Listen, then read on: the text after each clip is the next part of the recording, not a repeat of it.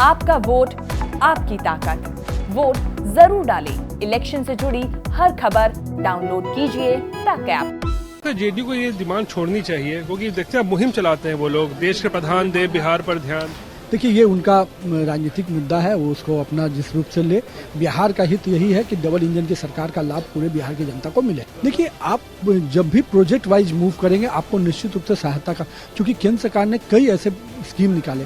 जब राज्यों का अंश बढ़ा, जब 32% से 41% हुआ, तो निश्चित रूप से सबसे अधिक लाभ मिला बिहार जैसे राज्यों को, जो कि अब तक हम लोग रेवेन्यू मॉडल का जो शेयरिंग होता था, बड़े राज्य अपने रेवेन्यू के आधार पर बड़े राज्य बड़े पैसा लेते थे। लेकिन जब से उन्होंने प्रधानमंत्री जी ने इसको चेंज किया तो उसका असर ये हुआ कि जो छोटे राज्य जिनके पास लो इनकम था उनको भी अधिक राजस्व के ऊपर, तो ये चीजें तो प्रधानमंत्री करते रहे हैं। नीतीश कुमार सरकार में युवा मंत्री, बीजेपी कोटे के मंत्री और पथ निर्माण विभाग जिनको दिया गया है, नितिन नवीन हमारे साथ है। नितिन नवीन ने आज 1 साल पूरे किए हैं पथ निर्माण विभाग मंत्री के तौर पर और लेखा जोखा पेश किया है कि पिछले 1 सालों में उनकी उपलब्धि क्या रही है, कहां चूक हुई है, उसके बारे में। नितिन जी, सबसे पहले आपको बधाई, 1 साल आपने पूरे किए हैं नीतीश सरकार में। आप युवा मंत्री, एक युवा चेहरा है आप, क्या उपलब्धि रही इन 1 सालों में, क्या चुनौतियां सामने आ? देखिए, मेरे पास 2 तरह की चीजें थी। एक, जो पुरानी योजनाएं हैं उनको गति देना। तो कई ऐसी योजनाएं थी जो पुराने समय में फंसी हुई थी, उनको गति देने का काम हम लोगों ने किया। खास करके मुंगेर ब्रिज जो काफी समय से फंसा हुआ था उसको गति दिया, जिसका लोकार्पण कल होने जा रहा है। इसी प्रकार से जेपी गंगा पथ जो काफी समय से फंसा हुआ था उसको 2000 करोड़ के ऋण देकर हम लोग उसको अब शुरू कराएं और हम लोग का प्रयास है कि फरवरी 2024 में उसको हम लोग पूरा कर पाए। साथ ही साथ बहुत ही पुराना ताजपुर बख्तियारपुर का था, उस पर हम लोग काम कर रहे हैं और हम लोग को आश्वस्त है कि आने वाले वर्षों में उसको भी हम लोग, मतलब इसी वर्ष उसको भी हम लोग चालू करने की काम करेंगे। ये तो पुरानी योजनाएं थी, लेकिन हम लोग का एक जो बड़ी विषय था कि north Bihar south Bihar connectivity. तो जेपी गंगा पथ पर एक ब्रिज पहले से था, तो माननीय नितिन गडकरी जी से हम लोगों ने आग्रह किया तो जेपी गंगा का एक 6 लेन ब्रिज और अतिरिक्त हम लोग को मिल गया, तो जिसका लाभ बिहार के नॉर्थ बिहार साउथ बिहार के कनेक्टिविटी को मिलेगा। लेकिन ये तो पुरानी योजनाओं को हम लोगों ने जहां गति दिया, वहीं हम लोग पॉलिसी की दृष्टि से भी मानते हैं कि बिहार की सड़कें जो ओपीआईएमसी पॉलिसी है उसका बहुत लाभ बिहार को मिला है। तो भविष्य में हम ब्रिज मेंटेनेंस पॉलिसी पे भी काम करें। नितिन गडकरी जी ने हाल में इसका इशारा भी किया, तो बिहार ने ब्रिज मेंटेनेंस पॉलिसी पे पूरा होमवर्क किया हुआ है और हम प्रयास में कि बजट के पहले इस चीज पे लाए। तो ये एक ऐसा विषय होगा कि जो बड़े पैमाने पर ब्रिजेज का निर्माण हुआ है उनको हम मेंटेन भी कर पाएंगे। इसके अतिरिक्त दो माननीय प्रधानमंत्री जी की सोच थी कि जब तक आप सड़कों के क्षेत्र में हॉरिजॉन्टल एंड वर्टिकल डायरेक्शंस पे काम नहीं करेंगे तब तक आप उसको स्पीड अप नहीं कर पाएंगे।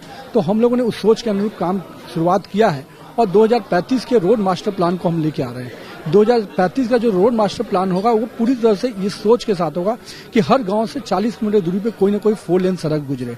यानी रोड के प्रक्षेत्र में बिहार का एक पूरा अपना एक मास्टर प्लान होगा, ताकि आने वाले समय में जो भी सरकारें वर्कआउट करें उनके पास एक विजन हो कि हमको इस रोड मैप पे काम करना है। राजधानी पटना में भी फ्लाईओवर का एक महाजाल बिछाया जा रहा है, उसके बारे में कुछ बताइए। देखिए, पटना शहर के अंदर आना और पटना शहर से बाहर निकलना ये निश्चित रूप से एक बहुत बड़ा चुनौती है और शहरों का विस्तारीकरण भी तभी संभव होता है जब उसको कनेक्टिविटी शहर के अंदर बाहर की मिले। मीठापुर मोहाली जो हम लोग करीब 700 करोड़ की योजना से, उससे सीधे हम लोग पटना रिंग रोड से उसको बाहर से जोड़ पा रहे हैं।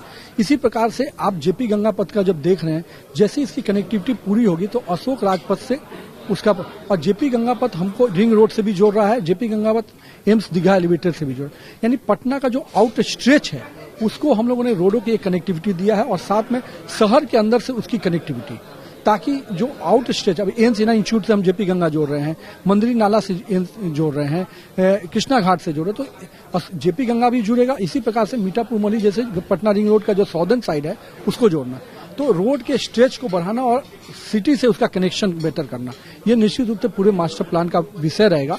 और हम लोग पटना में तो कई ऐसे प्रोजेक्ट हैं जिसपे हम लोग उस पर काम कर रहे हैं। मंत्री के तौर पर आप इतना काम कर रहे हैं, बता रहे हैं बिहार में भी आप सड़कें ब्रिज बना रहे हैं, राजधानी में भी, फिर भी क्यों विशेष राज्य का दर्जा जो है एक मुद्दा बनके आपके सहयोगी जेडीयू के पास हमेशा वो उठाते रहते हैं कि नहीं ये सब काफी नहीं है, विशेष राज्य का दर्जा ही मिलना चाहिए? देखिए, मेरा ये मानना है कि इसकी प्रासंगिकता बहुत रह नहीं गई है और नीति आयोग ने जो चीजें कही हैं उसमें बहुत स्पष्ट है चीजों को। मेरा मानना है राजनीतिक रूप से क्या क्या विषय आते रहेंगे। बिहार को माननीय प्रधानमंत्री जी ने लगातार सहयोग किया है। सड़क के क्षेत्र में तो हम देख सकते हैं कि आज सड़क का ये लाभ हुआ कि 54,000 करोड़ का जो उन्होंने प्रधानमंत्री ने जो पैकेज की घोषणा की थी, आज 1,20,000 करोड़ के काम हो रहे हैं और लगातार केंद्र का सहयोग हम लोग को मिल रहा है। राज्य अपने अंश को देकर लगातार उसके काम को गति प्रदान कर रहा है। तो मुझे लगता है कि सड़क के क्षेत्र में अब ये विषय रहा नहीं है। हम निश्चित रूप से हमेशा हर आदमी की इच्छा होती है कि हमको अधिक से अधिक मिले। हम भी आज माननीय नितिन गडकरी जी के पास हर दिन प्रस्ताव रखते हैं, तो वो चीजें ठीक है, लेकिन हमको ये लगता है कि हम लोग को अब विकास के नए मॉडल पे जो जुड़ता बिहार, आत्मनिर्भर बिहार पे काम करना चाहिए। सवाल तो आपको लगता है विशेष राज्य की दर्जे की जरूरत नहीं है, विशेष पैकेज और कुछ चाहिए, फाइनेंशियल असिस्टेंस की जरूरत है आपको? देखिए, आप जब भी प्रोजेक्ट वाइज मूव करेंगे आपको निश्चित रूप से सहायता का, क्योंकि केंद्र सरकार ने कई ऐसे स्कीम निकाले। जब राज्यों का अंश बढ़ा, जब 32% से 41% हुआ, तो निश्चित रूप से सबसे अधिक लाभ मिला बिहार जैसे राज्यों को, जो कि अब तक हम लोग रेवेन्यू मॉडल का जो शेयरिंग होता था, बड़े राज्य अपने रेवेन्यू के आधार पर बड़े राज्य बड़े पैसा लेते थे। लेकिन जब से उन्होंने प्रधानमंत्री जी ने इसको चेंज किया, तो उसका असर ये हुआ कि जो छोटे राज्य जिनके पास लो इनकम था, उनको भी अधिक राजस्व के ऊपर, तो ये चीजें तो प्रधानमंत्री करते रहे हैं। लेकिन अभी भी प्रोजेक्ट वाइज मान लीजिए हम रोड के क्षेत्र में जितने वर्कआउट करके हम लोग जाते हैं, उसका लाभ हम लोग को मिलता है। लेकिन आपको लगता है जेडीयू को ये डिमांड छोड़नी चाहिए, क्योंकि देखते हैं मुहिम चलाते हैं वो लोग, देश के प्रधान दे बिहार पर ध्यान? देखिए, ये उनका राजनीतिक मुद्दा है, वो उसको अपना जिस रूप से ले। बिहार का हित यही है कि डबल इंजन की सरकार का लाभ पूरे बिहार की जनता को मिले। चलिए, शुक्रिया।